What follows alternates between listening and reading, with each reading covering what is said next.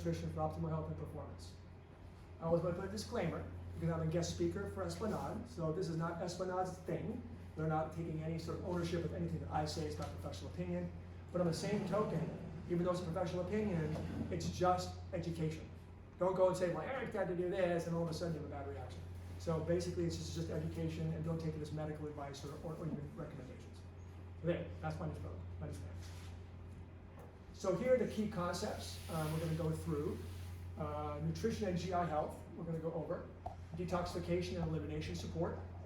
Food intake and quality. 10 best brain foods. The most common therapeutic plans that we like to employ. It's not the only ones, but the ones we like to employ. Therapeutic intermittent fasting, which many of you have heard about. Nutritional supplements and some concepts behind that. Some take-home pearls and some references.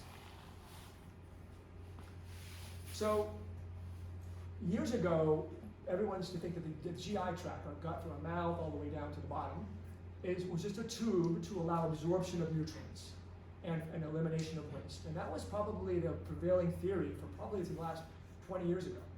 But over the past 20 years, and probably most of you in this room already know, the gut has more of an effect than that. And the idea started is that when they determined that around the gut was about 60 to 70% of our immune system was found to live around the gut as a protective barrier. And they found that when things go wrong in the gut, that for some reason our immune system changed, not just locally, but all over, systemically. And so it turns out that in our gut, we have about 10 times more microbiome, so microbial bacteria in our gut, more than we have cells.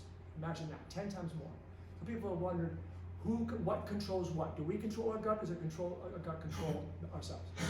And so what we're finding is that those bacteria have a lot of quorum sensing. They have a lot of communication with us. They provide information to us, and we receive that information, and we respond to that information. And when the microbiome is disrupted for whatever reason, and we'll see how that happens, then you start getting changes, not only in the type of bacteria, of course, but you see changes in the communication between those bacteria and our gut and our immune system that surrounds the gut. You start getting changes in your immune response. So for example, if you start seeing, let's just say you have poor diversity, where you've been on antibiotics, for example, right? When antibiotics are finding that you get a big change in your microbiome that can last up to 2 years. When you measure 2 years. That doesn't mean that you're not going to get better. It just means that there's a significant change. And what's the most important aspect of our microbiome is not exactly which bugs are there, or how much bugs, is the diversity of that microbiome. Because when you have a good representation of everything, it kind of prevents anything from going rogue. So what happens is when you wipe out a lot of the bacteria from antibiotics, you start seeing certain strains start to elevate. You get overgrowth of certain bacterial products. And that could be the colon, the small intestine. And then you start to see those become prevalent in their communication, and they start changing the way our bodies respond. Because our immune system really does respond and communicate with that microbiome. And so what also can happen is when the microbiome is off, our gut has a barrier. From cell to cell, there's actually, there's brick and mortar. There's mortar in between each of the bricks, in enterocyte cells. When you have disruption, either you have stress, you have environmental toxin changes, you have poor nutrition, lack of fiber, you've got antibiotics, birth control pills, you start seeing that the barrier starts to separate. The mortar starts to break off. And when that happens, instead of the food going into the cell and being sort of sampled by the cell, it actually starts to go in between the cell. And when you have proteins that are not properly digested, that are completely digested into individual amino acids, the body sees these sort of 3-chain, 4-chain, 5-chain peptides that look foreign because it doesn't know what it is. So for example, gluten is a perfect example. The reason why we have a problem with gluten is because it's very difficult to process and we can't digest it very well. So when you have a little bit of a leaky gut, we'll call it leaky gut for lack of a better term, it starts to get through the gut and the immune system receives that and says, what is that? That looks very different to me. That's not supposed to be there. I don't recognize it. And then it creates a response, produces inflammatory chemicals, which changes the immune response. And then now you start getting not just gut feeling, because you don't even have to get gut symptoms. People with celiac disease don't have to get 1 iota of gut. But they can have neuropathy, they can have rashes, they can have weird headaches, brain fog, fatigue, all as a result of either celiac, for example, or just even gluten sensitivity. So people can have a lot of sensitivities to a lot of foods that can be a little bit problematic. And we'll go through those. But the idea behind it is just to understand in general is that if there's an abnormality in the gut microbiome and there's an abnormality in the gut barrier, you will start seeing dysfunction in the immune system. But in addition to the immune system, the gut controls the hormonal system, even like metabolic health. Some of the newer drugs, Ozempic, right? They work on very specific GLP-1, which is glucagon-like peptide receptors that are in the gut that activate metabolic activity. So the gut can affect weight, can affect metabolic health. So we've got that aspect. And we also have the gut microbiome, and the gut itself produces neurotransmitters. 90% or more of your serotonin, your good mood hormone, is produced in the gut and can have systemic effects. And there's actually now probiotics themselves that actually can help anxiety and depression and mood. And you look at Parkinson's patients or dementia patients and you look at their microbiome, there's very specific findings you see in those folks. So how is it possible that a microbiome change can affect Parkinson's disease? Because the microbiome communicates with the immune system, and the immune system can cause inflammation, and inflammation is the seed of most diseases, including insulin resistance and diabetes. So just to understand that the gut's important, it affects everything, and that's why I'm spending more time on this slide, because that's why it's so important. So that's the background of that. So now, what aspects of our nutrition, which of course is big, can impact our overall GI health that we just talked about? Glycemic load. Some of you may have heard of that term. Glycemic load has to do with the amount of blood sugar change associated with a serving of a food that has sugar in it. So that's really the most important one. So for example, a cooked carrot has a high glycemic load, but a raw carrot does not. So in some ways, the way we process it's very different, right? And so like, for example, a ripe banana, brown or yellow, has a much higher glycemic load than the chalky green one. Resistant starches, because the starches are not they don't break down as well. So they don't cause a spike. So when you have a glycemic load that is really high, sweets and beverages and all the things we talk about, pastas and bread, that actually can really disrupt the microbiome. And when free sugar attaches to proteins and fats, like glue, when it attaches to those, it's called advanced glycation end products, AGEs. When you have that actually causes damage to the protein that it's attached to. Many of you have seen your doctor, and some of you probably have had something called a hemoglobin A1C. That's for blood sugar. Any of you have had that before, an A1C test? Yeah. That is basically sugar that attaches to hemoglobin and makes it dysfunctional. And when it sits on, it doesn't get off.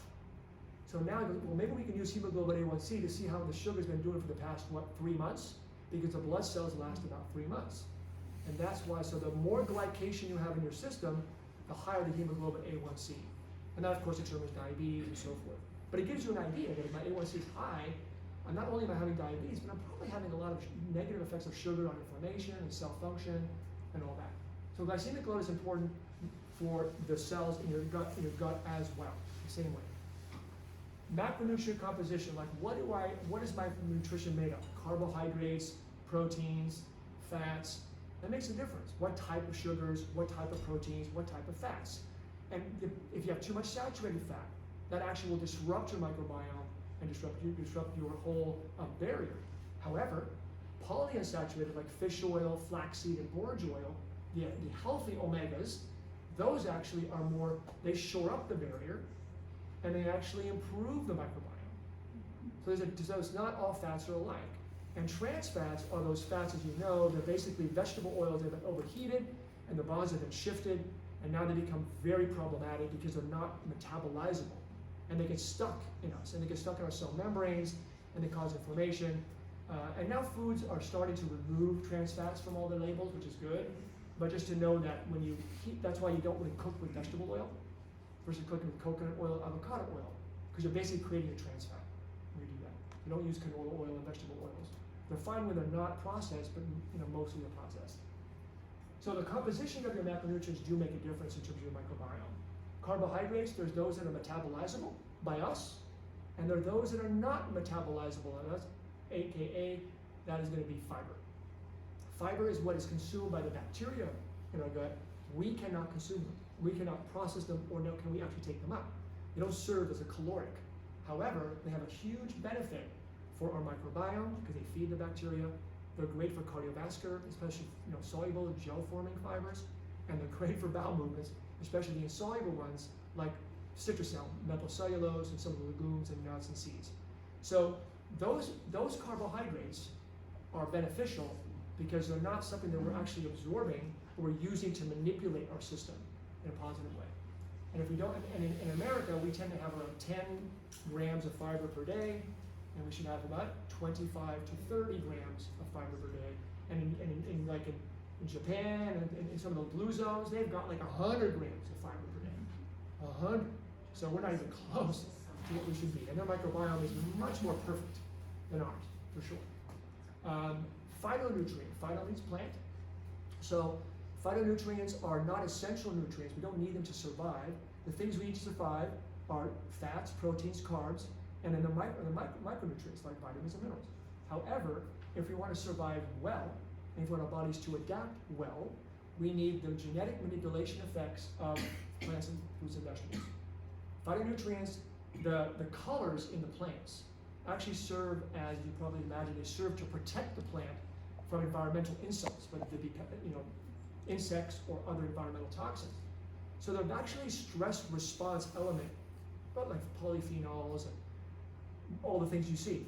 However, people used to think that, well, maybe those are antioxidants. Well, they're actually not antioxidants.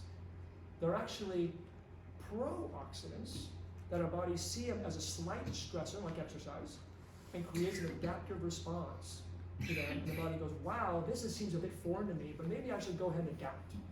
And that's what all those hormetic substances are, that basically what doesn't kill you make you stronger. Vegetables are kind of like that, and fruits are kind of like that. There's other nutrients in them as well, don't get me wrong. But a lot of the effects of fruits and vegetables are actually having to do with that response.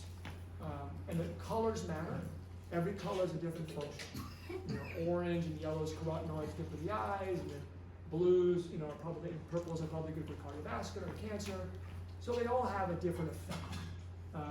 And the more the merrier, the more diverse the merrier. And the phytonutrients are good for the gut because they actually feed, they're non-fibrous prebiotics. Prebiotics are the food that bacteria eat. And so, like pomegranate has been shown to be one of the best prebiotics. So let's say I take fiber. I go, I get so bloated if I take onions and garlic, and I get burp and I bloat. But I want to feed my bacteria. Pomegranates and resveratrol and red wine, not red wine, but actually resveratrol, are actually really good prebiotics, meaning the food for the bacteria. That's important to know. So phytonutrients are really going to be important in your health as well as the health of the gut. And then we talked about fiber, of course. There's the gel-forming fibers like psyllium husk, you may see psyllium and metamucil, and guar gum, and legumes, and good old steel-cut oatmeal. Steel-cut oatmeal has data on its effect on cardiovascular disease because what it does is it forms a gel which grabs some of the toxins and excretes them to prevent them from being resorbed into the system. That's what they do. That's when because you put psyllium husk in a cup and you mix it up, it quickly gets like the gel. You got to put a NutriBullet and just slug it down. Otherwise, it gets you. And that's the idea. And if you don't take enough water in it, it can actually clog you up a lot. So we're going to be careful with that. But the reason why it affects, it's for that reason, it slows down sugar absorption, it slows down the movement in the gut, it actually binds cholesterol to prevent it from getting resorbed, so you start making more, and your body excretes more bile, so it helps with lipids. So it's very important for cardiometabolic health. So things like psyllium husk, guar gum, steel-cut oats, legumes, they're all really good for cardiovascular. And flaxseed has also been shown to have some benefits as well, because there's mixed soluble and insoluble in it. So, and of course there's the ones that give you bloating. Those are the prebiotics. Those are the ones that are like onions, garlic, chicory root, broccoli. You go, God, the FODMAPs, things that actually feed the bacteria to a significant degree, and then you get bloating. So those are important, they're good, but many of us cannot tolerate them because we have overgrowth in our small intestine. So, but just to note that those are very strong prebiotics and they do feed bacteria, and they'll feed them all. They'll feed a lot of the bacteria, good, bad, and ugly. So for some people, they don't tolerate them because they have just too much stuff in their gut and they've got to clear it out, and they just got to calm down and make some changes. And then of course the last one you have is the ones that don't cause bloating and they don't form gels. Those are like the methylcellulose, the citrocell from the pharmacy. That is an insoluble fiber that is really good for bowel movements. It just gets things moving, it doesn't cause bloating, doesn't really detox you, it just cleans out your gut, which is of course important. So that's why there's 3 types of fibers. And you want to get a little bit of everything. Root vegetables are good insoluble fibers. Nuts and seeds are good insoluble fibers. So yeah, just to note, there's a list and stuff that you can kind of look up and see all the different fibers and what they do.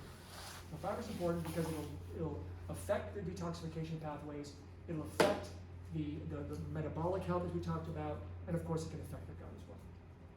Now, inflammatory food potential, this is interesting. A lot of people don't really realize that certain foods, I'm sure you do here, but a lot of people in the United States don't realize that certain foods can trigger inflammatory responses in them. And it's very person dependent. And the one that's the most problematic in this country is gluten. Now, gluten is not an issue in Europe. You don't see it, people go, I have gluten sensitivity in Europe. No, you don't. I can have a baguette in Europe and they're great, no problem. I have a baguette from Safeway, right? The processing is the processing. So is it the fact that is it gluten itself, which it probably is to a certain extent, or is it the additional processing and even the pesticide, the glyphosate that's in there? Some people have thought that some of the problems we're seeing in some of these foods is the processing and the actual pesticides that are put in them, and herbicides. So just to keep that in mind. But gluten itself is a molecule that is difficult to process and can create leaky gut, can create inflammation, can cause a wide variety of local, meaning gut, and systemic symptoms, because you're getting into you're kind of leaking through, you're creating some barrier breakage, you're creating an inflammatory response by the immune system, and your body's attacking. So for example, Hashimoto's thyroiditis. It's an autoimmune thyroid disease that if you put people on a gluten-free diet, it's not everyone, but a lot of them will show lower antibody production to thyroid peroxidase, which is the Hashimoto's. So we see that in certain populations, that if you give them a restricted diet in certain areas, like gluten, for example, and just gluten in some cases, you will begin to see changes. The things that we can see in general, to let you know, from the gut inflammatory potential, you can see gut issues, but you can see headaches, fatigue, joint pain, that's autoimmune disease, cognitive changes, brain fog, rash, you name it. Because again, you're activating the immune system that locally, which is sending signals systemically. And once you start breaking the barrier in your gut, the same chemical that controls the barrier in your gut, zonulin, controls the barrier in your brain as well. So you can start seeing blood-brain barrier changes, and you start getting leakage there, and you can get neuroinflammation. And that's where the ties might be between your gut-brain and your brain-gut connection. Grains can be problematic for some people. Dairy is a big one, specifically casein. Milk has 2 major proteins. It has casein and it has whey. Isolated whey typically doesn't give people problems. But when you have milk products, like you have muscle milk is all the milk, a lot of casein. And casein can really be inflammatory. I tell people, for example, if you have a lot of asthma, upper respiratory symptoms, get rid of milk and dairy. It's the big one. It's got to be the biggest one. And people go, wow, I can't believe it's getting rid of dairy, or especially milk. I start seeing less congestion, less inflammatory stuff going on. So gluten, grains, dairy, nightshades, you may have heard of those, tomatoes, potatoes, eggplants, and peppers. And that's going to be in your presentation stuff. But understand that can be problematic for a lot of people. Even though they're healthy foods, they may not actually be healthy for you. I find that tomatoes are big for joint pain.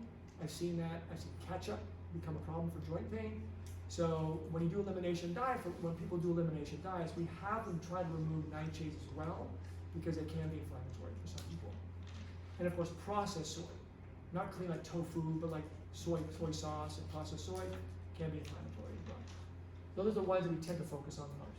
Not to mention all the preservatives and all the sweets. We know that. These are specifically foods that are typically not considered bad foods. And of course, ingested toxins would be heavy metals, pesticides, herbicides, artificial sweeteners, preservatives, antibiotics, and other medications. A lot of medications can really disrupt the microbiome. Birth control pills are big, oral hormones, especially that oral estrogen, can affect the microbiome and affect the gut significantly. So keep that in mind. Now, how does poor nutrition and environmental toxins impact our health? For one, you can have a direct injury to the cell itself, the gut cell, the enteral site. And if the gut cell isn't working, there won't be good absorption of nutrients, and you won't be able to break down some of the smaller sugars.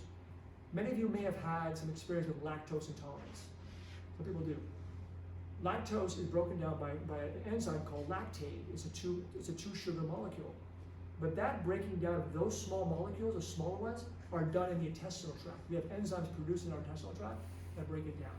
When you start disrupting the intestinal tract, you start losing the ability to break down some of these smaller molecules.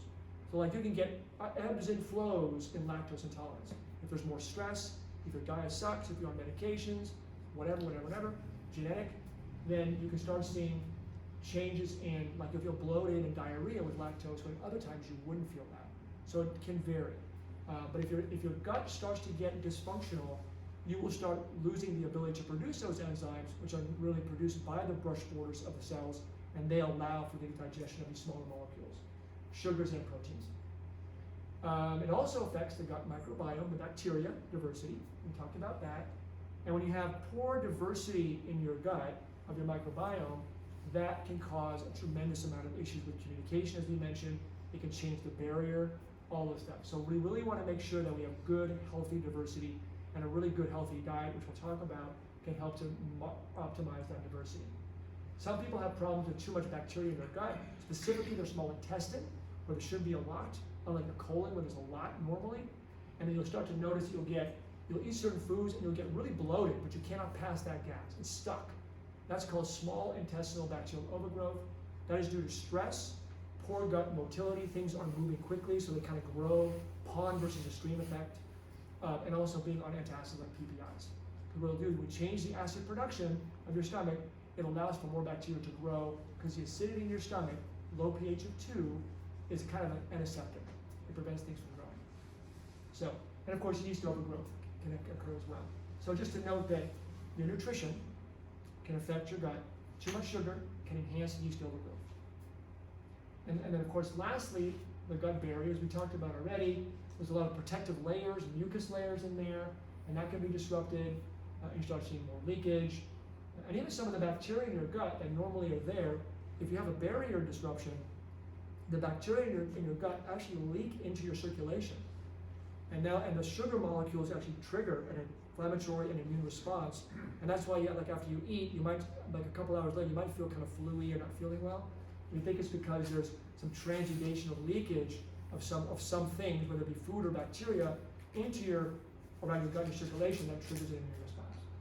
But it's important to note that too much stress, poor sleep, too much exercise, doesn't happen here, does it? For some people it is.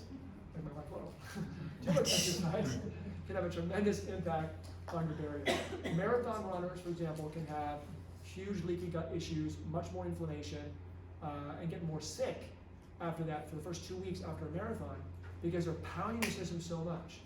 And there's so much stress hormone and cortisol that are actually screwing up their barrier, creating more inflammation, and that more inflammation is suppressing your immune system, and they get sick.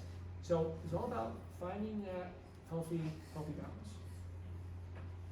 And what are some of the gut symptoms that might be seen when you have abnormal bacterial overgrowth or imbalance, dysbiosis, and even the disruption of that gut barrier that I was telling you about, leaky gut? Sometimes you have nothing. You can have a leaky gut and not even know it, an abnormal bowel movement. But you may have fatigue, brain fog, all that stuff. So just keep that in mind. But most people, to be fair, do. They'll have it can be as bad as having colitis or Crohn's disease, which is inflammatory bowel disease.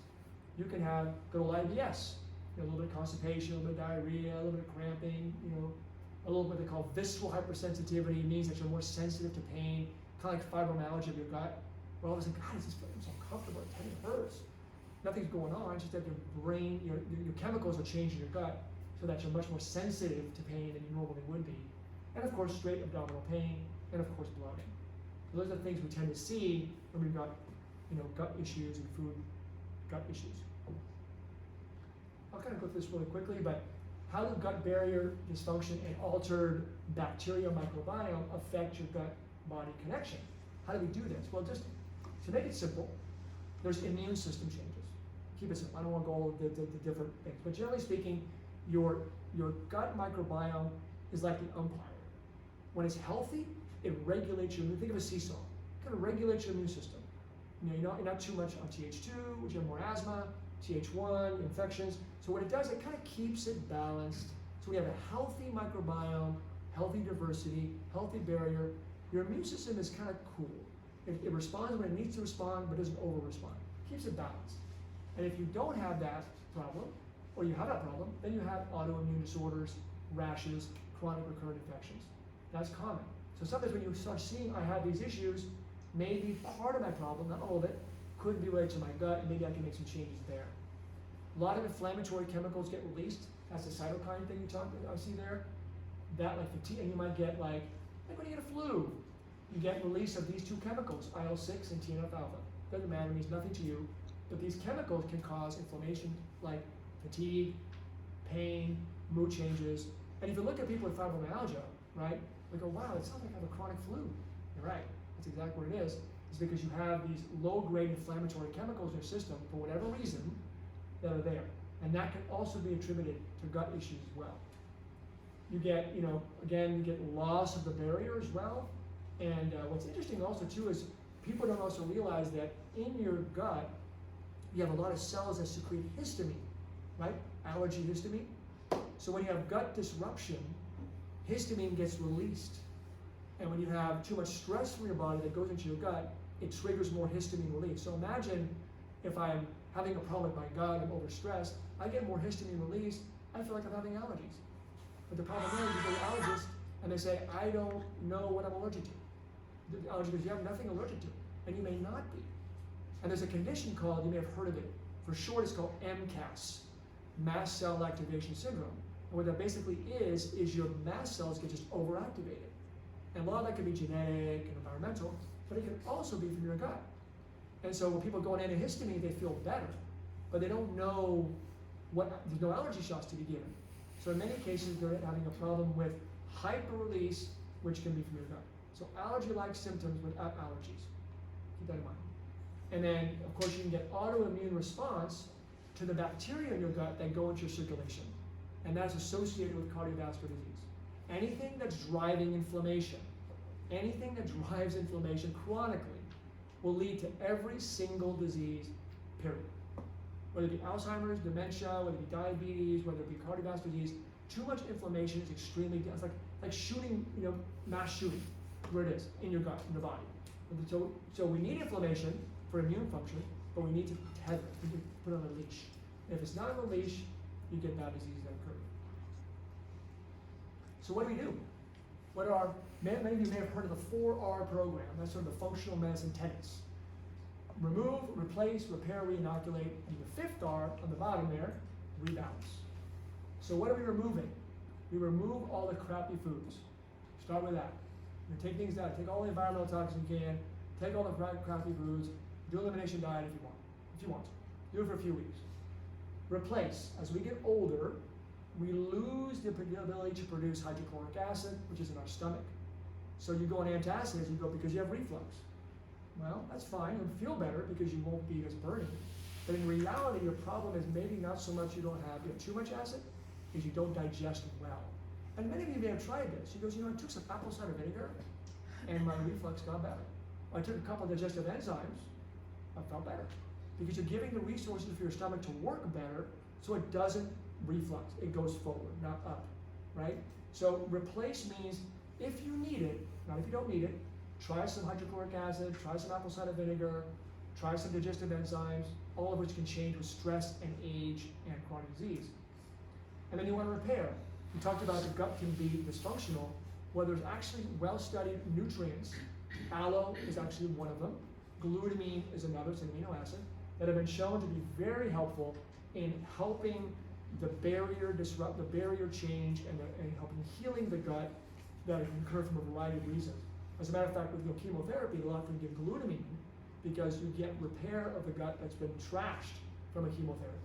So that's an important element, and that can take time. That can take a lot of time. And then re-inoculate is, well, if my microbiome is abnormal, what can I do? How can I change it? Well, I can consider natural antimicrobials like berberine or garlic, oregano, or I can add, or I can add a multi-strain high-dose probiotic to help restore the healthy microbiome. Now, the reality is that probiotics, they're like magic dust. They don't change your microbiome in reality. They actually help to regulate, like I said, they're like, don't do that, don't do that, don't do that, like an umpire. Once the umpire leaves, it goes back to normal, which is going to be negative, right? So they're trying to get probiotics that are designed to really change the microbiome, and that's a tough one. And the measurements are difficult as well, but in general, people will take a probiotic and they'll feel better when they're on them, but they often will feel they'll go back to normal when they're off them. So that doesn't mean you should take it, just to understand that it's not doing what we often think they're doing. And probiotics can be alive, or they can be dead. It's called so they call it immunobiotics. Immunobiotics are basically dead bacteria that have cell walls with like messenger codes. It's a code messenger system. If you give me this messenger code, I will manipulate my system.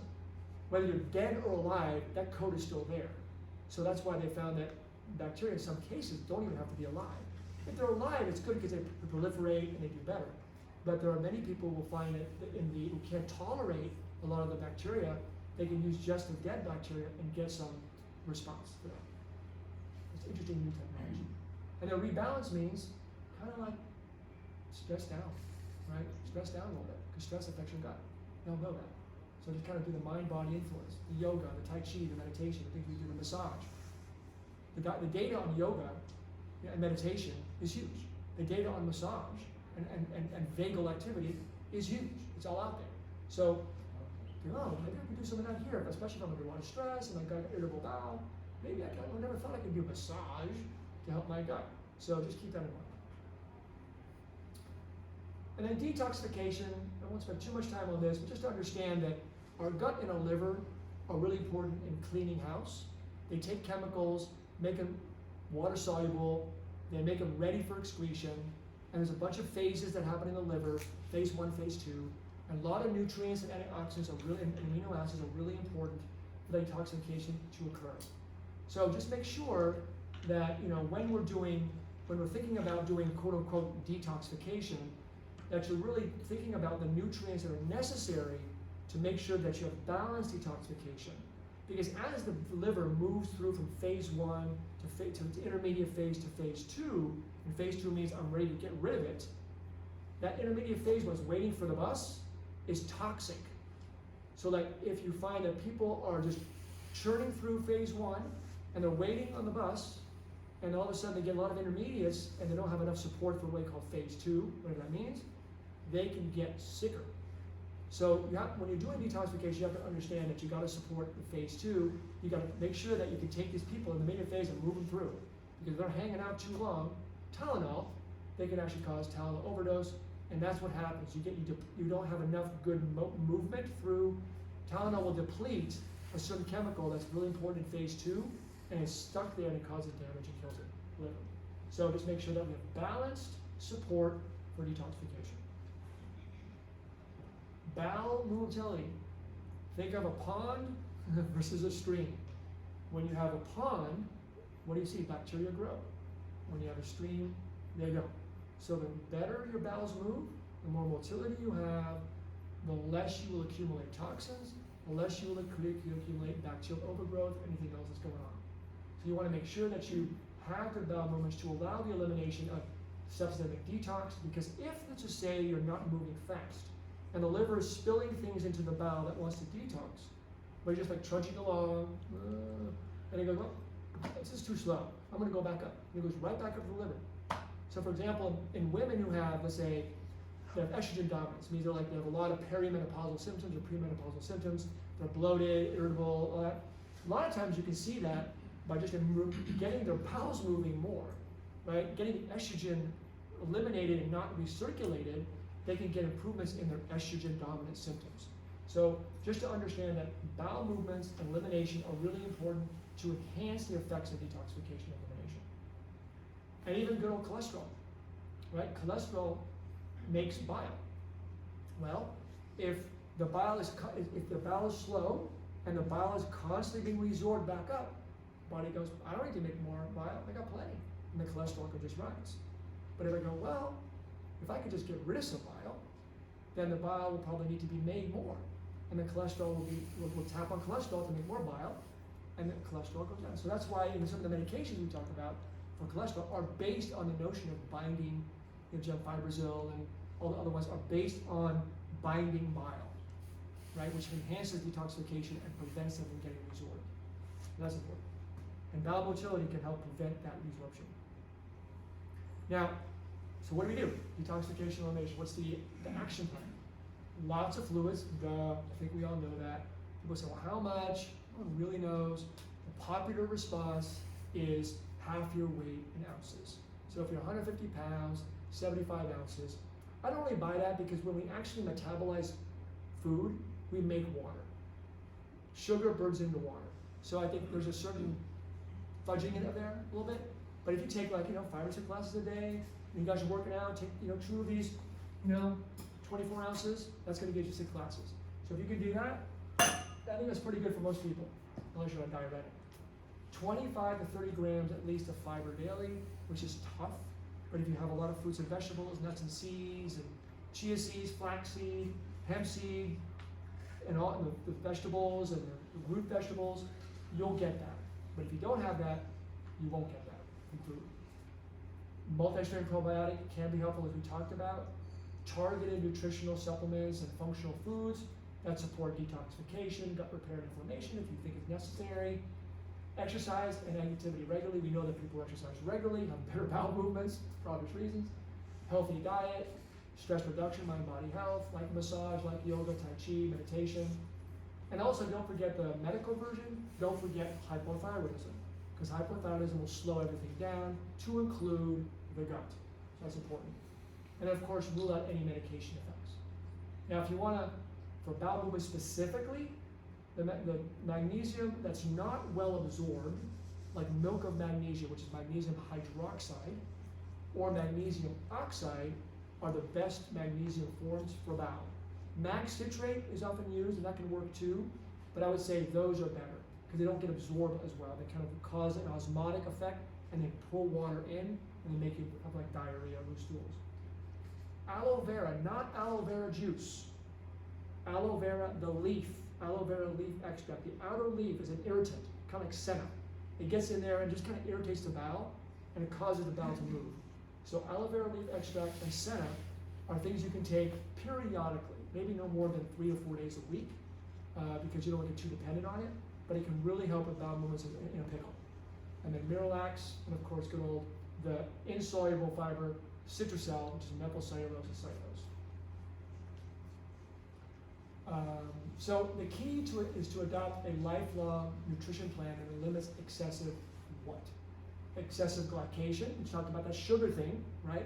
So it means that maybe I should keep my high glycemic load foods to a minimum if I can.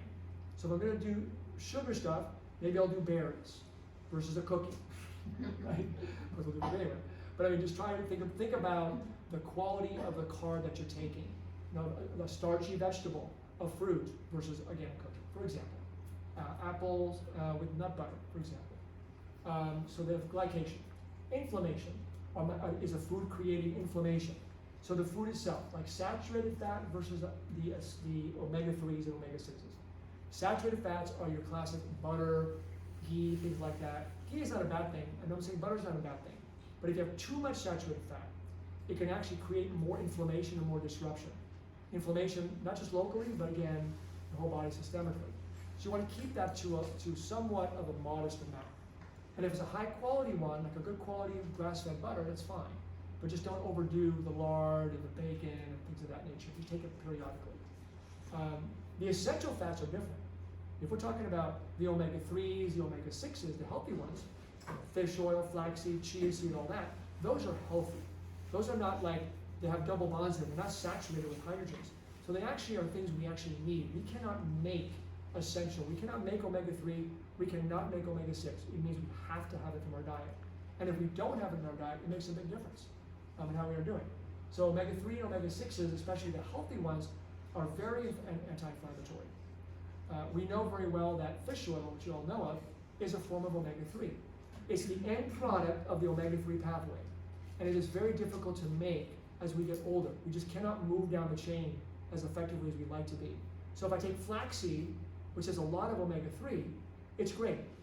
But you'll see in people who take a lot of flaxseed, if you measure their EPA, DHA, omega-3 levels, they're not bumped at all. They don't move them. So the things to really move your healthy omega-3 levels, your EPA, DHA, and DPA, you need to do fish oil for that. Or have fish, right? A couple servings of fish per day. Small fish. Although now there's now controversy of like, are all fish intoxicated now? Are all fish toxic? You know, we're fishing now.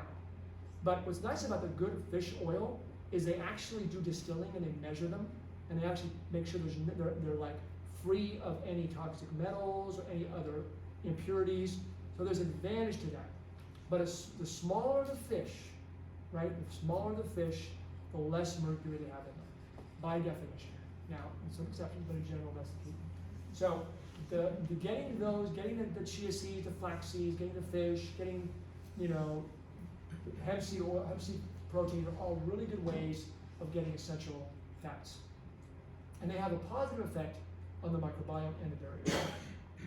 And of course, you know, don't forget the most important one, processed food, sugar, too much gluten, too much dairy. Those are probably the biggest things to avoid as much as we can within reason. And then typically oxidative stress is kind of your body's response to too much stress. It produces free radicals, which is kind of a way of fighting off infection. But it's also, unfortunately, happens in the non-infection, stress-related situations. The body, when there's inflammation, the body produces free radicals, which are like little BBs. They're like, you know, a molecule, an atom with a free electron. It's ready to, wants to pair, and it just attacks the DNA, it attacks the cell membrane, it attacks the protein, it attacks the hemoglobin, and it causes damage to everything it hits, for the most part. And our bodies have natural antioxidants to protect us, but the problem is that they can be overwhelmed. And when it's overwhelmed, you have too much oxidative stress, too much inflammation, then there's damage that occurs. So oxidative stress typically results from too much inflammation, when the body's under a lot of duress, when hormones get disrupted, too many environmental toxins, your gut's messed up, you don't sleep well, you're stressed, you're exercising too much or too little. That sort of quantitatively, slowly adds to your burden of the more inflammation that happens, which creates chronic disease and affects everything. And then when hormones get messed up, too much stress hormone, age-related decline in good hormones like testosterone, estrogen, progesterone, DHEA, too much insulin spikes, all those type of hormonal changes that occur with aging and stress and disease can have a significant impact on everything. So we got to make sure that we focus on that balance. And just really quickly on this one, micronutrients, we kind of know more than what they are. Micronutrients are the vitamins and minerals. They're things that our bodies need to contain. You need to get them, you cannot make them. We cannot make vitamin, any B complex, we cannot make C, D, E, A, K, we cannot make any of them. We can make D, out of the sun, but because of being like today, and basically being, you know, lathered up and, you know, dressed up, we typically, Americans don't have enough activated vitamin D from the sun. We tend to be very low. The average vitamin D level for Americans is probably in the mid-20s, at the best. That's what I see, where you want to be at least 30 in clinical studies, but probably closer to 40 to 50. And in cancer, some people think even higher. So it's important to know that these vitamins and minerals are important to obtain through food, ideally, but they're finding as we get older and we have chronic diseases, gut issues, too much stress, medication depletion, we're finding that we may need some extra in our society. In the blue zone, they don't need it because of how they live. It's a different world. I mean, literally a different world. But here, it's different. And we're finding that, and there was three studies that showed that a high-quality multivitamin and mineral had a positive impact on slowing down cognitive decline in elderly people. 3 large studies now. It's not just 1, 2 or 3, so it's good. It's real. So does that mean everyone should be on it? No, but just think about it. Just think about it. Macronutrients are going to be your fats, your proteins, and your fibers, and your carbs. We already talked about those already. People think, well, protein, you know, I should avoid animal protein. Never say extreme. People say, well, I should be a vegan. I say it's not what you should be. You should be plant predominant. If you think plant predominant, you can have some, especially if it's grass fed. Have chicken, have fish, because those proteins are very high quality proteins. Have some eggs, whole eggs. Those are good. The problem is when people get extreme in anything. That's the problem. People get caught up in like, I want to be vegan. I want to be full crappy keto. No. Let's be balanced. If you're going to be keto, do it well. If you're going to be a vegan, be healthy. You know. So I think a lot of vegans are diabetics. They're emaciated diabetics because they just have a lot of carbs because they can't get enough protein. Where they get it from grains, they get it from crappy foods. You know, even gluten-free isn't healthy because they have gluten-free pastries, right? So if we think smart and we think moderate and we think what are the elements of the diet that ultimately make the difference, it's the plants, the healthy fruits, the legumes, the nuts and the seeds, and the oils. Those are the things that probably impart longevity. And some of the other things that we do make us feel better and keep muscle mass on a little bit more as we get older. So having a little bit of that stuff is good in moderation. And make plants and legumes the predominant. As you see in the blue zone, we'll go over, that's the predominant commonality. And phytonutrients would be vegetables, fruits, and spices. Ginger, basil, curcumin. Those are so beneficial in so many different ways, we all know, that more spices you add, the more you get a lot of great effects from those spices. They're anti-inflammatory, antioxidative, anti-cancer, and curcumin is being looked at in breast cancer, for example. So we know that those things have benefits. The 10 best brain foods. Water, of course.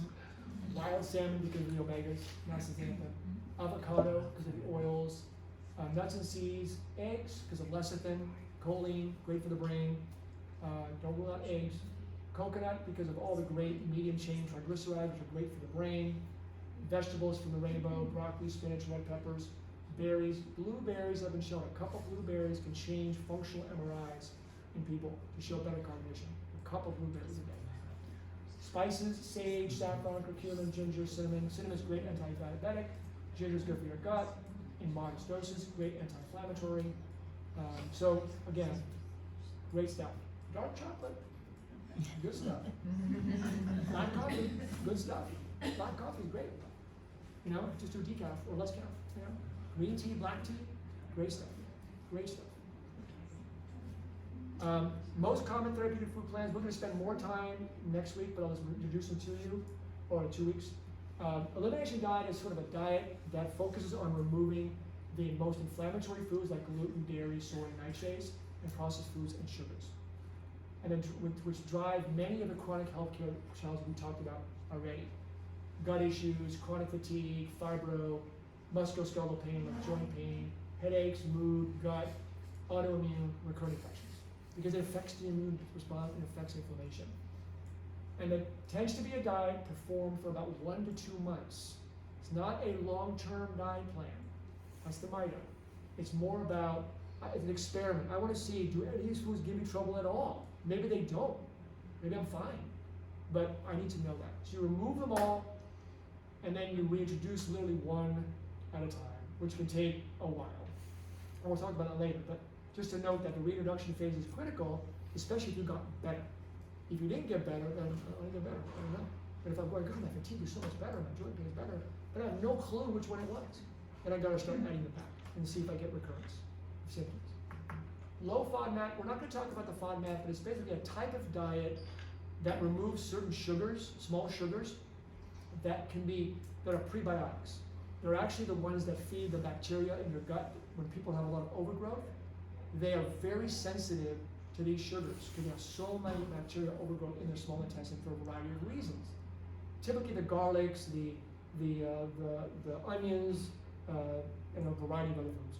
But chicken root, whatever, they're all basically removed from the list, and people start noticing that their bloating goes away. But the thing is that if you go back on them, unless you've changed your situation, you've gotten antimicrobial or you've changed your motility or whatever, they'll come right back. So it really isn't a long-term thing because it's not sustainable. But it makes people feel better, and it can be an interim thing that you do until you get full treatment for the process. The MIDO food plan, which we're going to talk about in this third session 3, is really the one plan that I think will resonate with most people in this room. It's a long-term food plan or diet to optimize insulin signaling and overall well, meaning that it helps to regulate blood sugar, regulate the hormones, helps improve chronic pain, great for the brain, great for wellness. So it's helpful for all those right there. And actually, when we have patients who have cancer patients, we know that sugar and glutamine, the amino acid, feed cancer cells. So what we try to talk about, we approach the notion of going on a close to keto, kind of like a Mito keto flex plan to help and support their journey and to help prevent the cancer from having opportunity for further feeding and further spread. Again, the diet emphasizes the intake of low glycemic load foods, no more than about 100 grams of total carbohydrates per day. So it's about 20% of carbs. You've heard about people going 50, 60%? Oh, it's great. 20% carbs, high amounts of healthy fats, so nuts, seeds, avocados, fish. Big one, 60% of healthy fats. Modest diverse protein sources are 20% of that, and that's going to come from vegetables as well as some healthy animal sources, but mostly vegetable if you can. And we'll talk about that later. And the intermittent fasting, have you guys tried intermittent fasting before? Okay. The most common one that we use is time restricted feeding. We'll get into that in a second. But what are some of the benefits of fasting? When you fast, your body goes into energy deprivation. When the body is deprived of something, it goes, ooh man, that's pretty stressful on me. When the body gets a low level of stress, hormesis, it says, well, if I want to do better in the long run, I better adapt. Something's coming in the future, a famine may be coming. And in doing so, the body sort of enacts all this genetic activity that upregulates a whole bunch of chemical reaction, which is amazing. What do we see? We see better blood sugar, insulin signaling. So all of a sudden now the insulin you have works more, works better. So all of a sudden diabetics, there's a study that just came out, looked at low glycemic diet, 20%, versus a normal healthy 50% for diabetes. Well, no, it's obvious that they're going to get better, and they found that the people who are on low glycemic diet, even no caloric restriction, found that their blood sugars were better, right?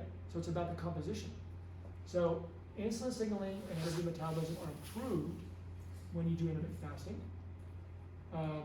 Neuroprotective ketones. Ketone bodies are like when you fast, for example, your body is having to rely on other forms of fuels to feed itself. We only have certain amount of carbs stored up in our muscle and our liver. So when we deplete that, the body goes, well, what am I going to use now? I'm going to probably have to use fat, I think. My brain doesn't burn fat. Well, I guess I'll take some of that fat and kind of produce something called ketones, which the brain can take care of. Those ketones, of which there's 3 of them, are very protective on the brain, turns out. They're neuroprotective.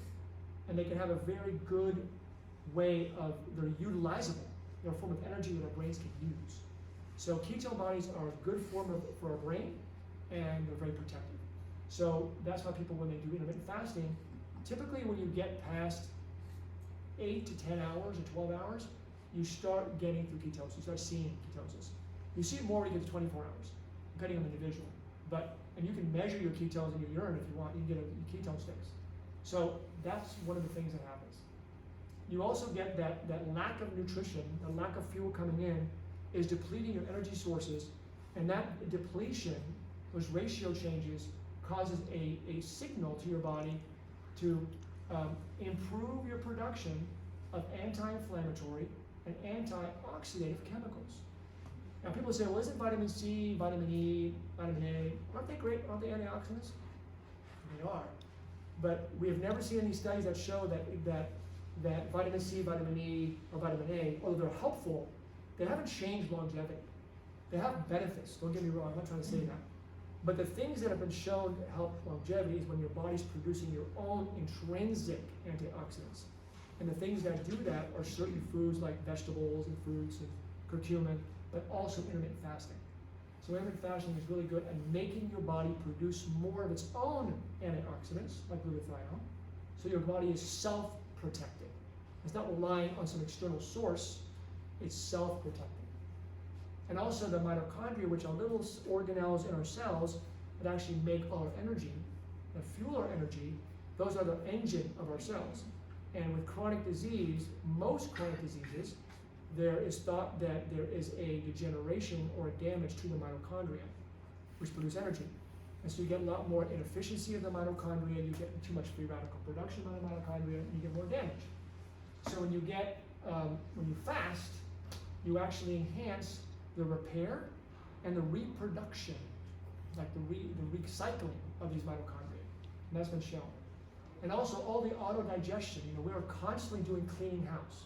We clean house when we sleep. We clean house when we don't eat. So when we have fast, our cells and all the material within our cells gets recycled, gets cleaned up, digested, and we make new stuff. We always want to have new organelles, new cells, and fasting helps to optimize that. And good old stem cells. Our stem cells are produced when we fast. Who would have thought? Well shown. So what's the net effect? All this good stuff can prevent and helps to prevent and manage chronic disease like dementia, cardiovascular disease, diabetes, obesity, gut issues, hypertension, high cholesterol, and you get enhancement of overall health, wellness, and longevity. So what are the different ways? Time-restricted eating is probably the most common. It's basically eating 8 hours, fasting 16 hours. Eating earlier is better than eating later. So don't go from like 2 p.m. eating to 10 p.m. That's not really necessarily that great because your body is most wanting food and can process food earlier in the day. You're most insulin sensitive at 11 o'clock in the morning. So, for example, if you want to have your carb, have it earlier. Don't have it at midnight. I know we want to have it at midnight, but try not to. Want to have your ice cream, have it early. So have your biggest meal in the morning, or like maybe around 10 o'clock. Have a good lunch, and have a small dinner, right? So big, medium, small is the best way. Have 75% of your food before 2 p.m. is what's ideal. Now people will try to do like an 8 a.m. to 4 p.m. if they can, but it's not realistic for most people. So if you can do 10 a.m. to 6 p.m. or 9, even do 12 hours, it's still better than not doing anything. But we think that 16-8 is probably the best amount of time. Some people do a 5-2 or 6-1 method, where they'll consume no more than 500 calories during a 24, like on a light day, 24-hour period, 1 to 2 not consecutive days per week. Like I'm just gonna do a light day, have like a smoothie, maybe some salmon for lunch, and that's it. That's all I'm gonna have today. We tend to feel better when we do that. And then the biggest one, or second to biggest one, is a fasting mimicking diet. Dr. Longo over at USC, on Longevity Science Division, he's created this diet that mimics fasting. So what he did was say, well, if we can take away the food that trigger insulin, that's kind of going to look like fasting, isn't it? So if we keep the carbs low and we keep the proteins relatively low, and we have some healthy fats and micronutrients and all that, can we mimic the effects of true fasting? The answer is yes. So he partnered with a company called Prolon, Prolon is literally a meal program for 5 days that does exactly that. Basically, it gives you about 1,100 calories day 1, 800 calories day 2, 500 day 3, 800 day 4, 1,100 day 5. That's just like this. That's how it goes. And that food pretty much mimics fasting and provides those calories. As you can see, it's actually a fair amount of calories, but they're not triggering insulin. The body doesn't see it as a food stimulus. So, and there's data suggesting better blood pressure, better inflammation, blood sugar, all the good stuff happens with that. Time-restricted eating is probably going to have most of its effect on weight management and metabolic health. It's probably not long enough to cause all the reversal of all these chronic diseases, like the things we want, all the regeneration and repair and inflammation control. That requires a more prolonged time of not eating. We think about 72 hours. So the fasting mimicking diet can do that, and of course the water-only fast can do that, which is tough. We'll recommend that, but the fasting mimicking diet definitely can be done. It's very realistic, and people, it's not easy, but it's much easier than other things that people do. And that we think the fasting mimicking diet can have an impact, we believe, still early, on a lot of chronic diseases because of its effect of like 3 or greater days causes the recycling and autophagy, autodigestion, cleaning up. That really is important in chronic disease management. Supplements is a long conversation. People ask, well, who needs them? I say, well, it depends. Depends who you are, where you live, what you're on, I don't know. But in general, I would say adults over the age of 50 are probably less able to synthesize some nutrients that are conditional. Conditional means that our bodies can make them, we're under duress, they don't make them very well. So coenzyme Q10, which maybe you've heard about, for example, as we get older, we reduce the production of really important CoQ10, alpha lipoic acid, taurine amino acid, glutathione, and antioxidant. There's a whole bunch. And when we don't make those, we lose the effect of those. And that can be problematic. So I tend to recommend when we're a little bit older, and if we're really, really healthy, I said, okay, just maybe take a good vitamin mineral that we'll talk about. But if you really want extra support, take something that has those types of nutrients added to it, like those 4 and a few others we'll talk about. People who have poor nutrition, obviously, gut disorders, obviously, poor nutrient absorption issues, being too stressed, being on a lot of medications that cause nutrient depletion. For example, statins can reduce CoQ10 production by 30%, and that's one of the reasons, not all of them, one of the reasons a lot of muscle pain from statins, right? And we get CoQ10, it can help, as well as vitamin K2. So those are the two, but again, most people on statins I will recommend go on CoQ10 just as a preventive. People on antacids, PPIs, Protonics, the purple pill, they will lose iron, they will lose B12, they'll lose magnesium, lose folic acid, a bunch of stuff, because of the acid changes and the absorption changes. So it's important that we understand what nutrient medications we're on, what nutrients they can deplete, and how that impacts me as an individual. It's very personalized. What about the average person? Pretty healthy, eating a whole lot. I think a modest, well-rounded approach is probably reasonable. Studies are now showing, we talked about the cognitive studies, but they show that the telomeres, which is the end of the tip of your DNA, that is like, tells you how long a cell can recycle, it gets shorter and shorter and shorter, and that little tip gets shorter and shorter as we get older. But what happens is that people think that, well, does that mean that if it's short, I'm doomed? Turns out that you can reverse it, amazingly. So they found that a multivitamin, fish oil, vitamin D, exercise, stress reduction, yoga, meditation, good nutrition can all change the length of the telomeres, which we believe has correlation to longevity. I'm not formally convinced yet, but I think it's still something that's worth keeping in mind. But of course we know supplements do not replace diet. We all know that. I don't have to tell you guys that. 80% is nutrition and then 20% is supplements. So what's a good foundation? People ask me. I said, well, if you want to have a foundation, just do the things that are essential first. Get a high quality, balanced multivitamin and mineral supplement. We talked about that already, combination and everything. Has all the B's, has all the magnesium, the calcium, all the things you might need. Get the things you normally might be missing in your diet and you can't make. Get the essential fats. Get the omegas, the omega-3, the omega-6 predominantly. Omega-3 would be things like flaxseed, fish oil. Omega-6 is borage oil or primrose oil. Omega-9 is not necessary, our bodies can make it, but a lot of people will add, you'll see an omega-369 supplement, it'll have oleic acid in there, that's perfectly fine. So an omega-369 supplement is a good one to do. And as we get older and we have more conditions, add fish or fish oil. If you're not getting enough fish, add fish oil. And the data on fish oil is quite strong, especially in the cardiovascular world. High doses of the EPA.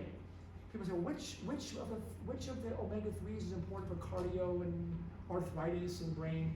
We think the brain, the DHA strong is probably better for brain, whereas the EPA is better for cardiovascular in general. And then the mix for like inflammatory, both are good for inflammation. Just keep it in mind. Doesn't mean they all help, but there's some studies suggesting that if you add that the EPA-DHA combos may not be as helpful for cardiovascular mortality. But if you have very high EPA, and there's a medication out there that is a very high EPA that can reduce triglycerides and reduce cardiovascular events. So just keep that in mind that the EPA, high EPA, is probably the best one for cardiovascular prevention. Vitamin D3 and K2, we talked about the D3 being important for just so many different things, and we tend to sort of not get enough of it. K2 is a vitamin that actually is important not just for calcium, but it's good for energy, for recovery after exercise. It's also important for helping to maintain calcium where it should be. If I don't want calcium to go into my arteries, I want it to go into my bones and my teeth and so forth. Vitamin K2 does that. And vitamin K2 has been shown to help with osteoporosis for that reason. And then magnesium, different forms of magnesium can be helpful because we deplete as we get older. Maybe a probiotic if needed. And then these are the ones that are higher level support nutrients. Like we talked about CoQ10, and we talked about glutathione, we talked about taurine, carnosine. This is all in your slides, you'll see it, of course. So those are things that you could consider doing. Again, I'm not recommending, I'm just saying these are things to consider for a lot of people. And then the adaptogens are nutrients or herbals that make your body stronger. They manipulate your system, your hormonal system, to become more resilient. And one of the best studied herbs that we have is ashwagandha. It is an herb that has been shown to help have immune health effects, cancer effects, stress relieving effects, hormone balancing effects, and it's a very good herb. And a lot of people will say when they go on ashwagandha, they just feel more balanced. They feel like they can take on more without going crazy, without like going, oh, I can't handle it. Ashwagandha is kind of like that little, calm down, calm down. Cordyceps is a mushroom, and that mushroom has been shown to increase the efficiency of producing ATP, and they use that for athletes or for lung diseases. Cordyceps is good for just creating a better sense of energy, but you got to take a fair amount, probably a gram or 2 grams a day. And then rhodiola is another herb similar to ashwagandha, very good for just stress adaptation, for anxiety, depression, mood, cognition, because it helps to balance your hormones, it balances your whole cellular response to stress. It makes you much more efficient, much more adaptable to situations. And then other things, you can read them, but like curcumin, we talked about turmeric, pomegranate, garlic, green tea extract. Green tea extract has been studied in so many different worlds. I mean, every study that does green tea has positive effects. It's amazing for cognition, it's great for breast cancer, it's good for cardiovascular, it's good for so many things. Quercetin, you can find that in apples. It's a type of polyphenol that's really good for antihistamine. Quercetin is a good antihistamine, but it's also good for just enhancing your vascular health, like is green tea and resveratrol. PQQ is a cool vitamin that creates a great amount of mitochondrial change. Lipoic acid is great for diabetics. Acetylcarnitine is good for diabetics. And then, there's a whole bunch of stuff. I don't want to get too much detail, but it's really cool stuff, and there's a lot of good research on it. So what, in the end, what are you recommending for all this time? What are you recommending? Low glycemic load carbohydrate sources, modest protein to include healthy lean meat, poultry, egg, fish, high fiber, mostly coming from fruits, nuts, seeds, legumes, and vegetables, high vegetables in the rainbow, so think colors, and low glycemic load fruits like things like berries, kiwi, apples that don't cause big spikes in your blood sugar. Make the ratio 2 to 1 vegetable to fruit if you can. If you're diabetic, you may have to be a little bit more than that. Liberal healthy fats to include like fish oil, coconut, MCT oil, hemp, nuts, seeds, all that. Spices like sage, saffron, curcumin, cinnamon, ginger, some dark chocolate. Modest black coffee if you want, black tea, green tea. Some saturated fat like grass-fed butter is fine. Don't worry, don't be excessive. Minimal grains. I know grains can be important, but you'll be surprised if you put a CGM, like a continuous glucose monitor, and you look on quinoa, you might go, my God, quinoa just dropped my blood sugar up. So now everyone's different. So some people have no big spikes, others do. That's why people like to wear the CGM sometimes, because what's good for me may not be good for you because of our microbiome and absorption and all that. So, but in general, grains can have a high glycemic load. I would say the grains that I do like is steel-cut oatmeal is good. We talked about that. And I try to keep gluten and dairy containing foods lower if possible because of their inflammatory potential. No packaged or preserved foods, no trans fat or fried foods. And then think about implementing one of the intermittent fasting. Start with time restricted eating. Start with 12 hours. Go from 7 to 7. And then go from 8 to like 6. And then try to go from 10 to 6. Or things like that. And then squeeze it in. And then try to lower the carbs, get most of your carbs in the early in the day, you know, and then with your carb, they found that if you eat your protein and your fat before your carb versus the reverse, you will get less of a spike. So that's why it's good to have dessert after your meal, right? If you have a sugar beverage, have it after your meal or towards the middle of your meal. Otherwise, it'll give you a big spike beforehand. And then adding some well-balanced nutritional supplements can have benefit, can augment the benefits achieved from lifestyle medicine and nutrition. But don't expect nutritional supplements to have a dramatic impact unless you make positive changes. They're an add-on to what you are doing. And again, with all this nutrition, we'll talk about later, don't forget the all-important stress reduction, optimal sleep, and moderate intensity balanced exercise. Here are the resources I think will be helpful for you guys. The recording we're going to upload, you have it there at the YouTube channel there. And if you want a good dispensary, go to the full script there. You'll see it over here. Full script. That's a really good one. I created even some like, you know, protocols people want to look at, like anxiety protocols and stuff. Take a look at it if you want. And the last thing is, if you want, this is a good resource guide. It's mine. If you want to look at it, you can. It's on Amazon. And pretty much most of one of my presentation is almost the mirror image is here in written form. A lot of it's there. And I think that's it.